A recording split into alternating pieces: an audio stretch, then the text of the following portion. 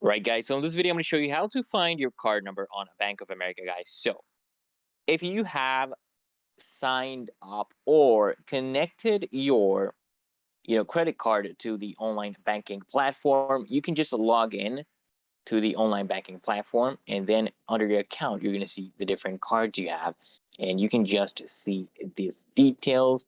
You can see details such as the card number, the expiry date, and the CVV usually.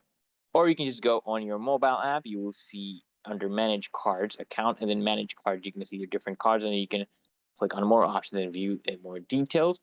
Also, another option, guys, you can choose is to check your bank statement. Okay, look, if you get credit card statements every month to your email, just check your email. Okay, usually these bank statements have your email.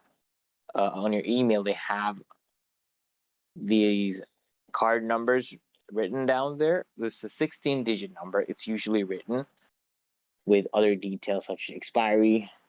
And if that doesn't help, guys, then you can just contact your bank using the registered number.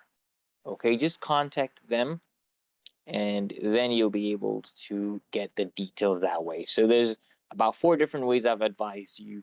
So if this video helps, guys, make sure you hit that like button, comment down below your thoughts, and guys, make sure